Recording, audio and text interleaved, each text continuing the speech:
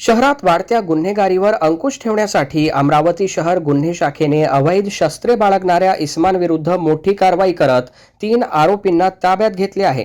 या कारवाईत 3 धारदार लोखंडी चाकू जप्त करण्यात आले असून संबंधित आरोपींविरुद्ध आर्म्स ऍक्ट अंतर्गत गुन्हे दाखल करण्यात आले आहेत। पोलीस आयुक्त राकेश ओला यांच्या आदेशानुसार गुन्हे शाखेचे पोलीस निरीक्षक अतुल वर आणि दिनेश दहातोंडे यांच्या नेतृत्वाखाली ही विशेष मोहीम राबविण्यात आली।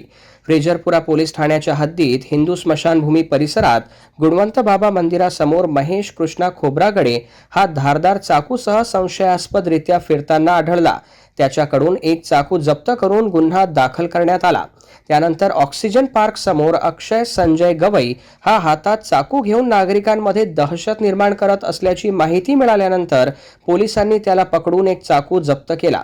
दरम्यान नागपुरी गेट हद्दीतील मसानगंज बगीचा परिसरातील तडीपार आदेशाचे उल्लंघन करत फिरणारा एहसान खान हसन खान यालाही पोलिसांनी ताब्यात घेतले। त्याच्या अंगझडतीत एक धारदार चाकू आढळून आला।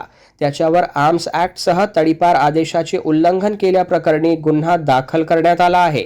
या संपूर्ण कारवाईत गुन्हे शाखेचे युनिट 1 व युनिट 2 च्या पथकाने समन्वयाने काम करत शहरातील अवैध शस्त्रधारकांवर मोठा धाक निर्माण केला आहे। अमरावती शहर पोलिसांनी नागरिकांना आवाहन केले आहे की अवैध शस्त्रे बाळगणाऱ्या किंवा संशयास्पद हालचाली करणाऱ्या व्यक्तींबाबत तात्काळ पोलिसांना माहिती द्यावी।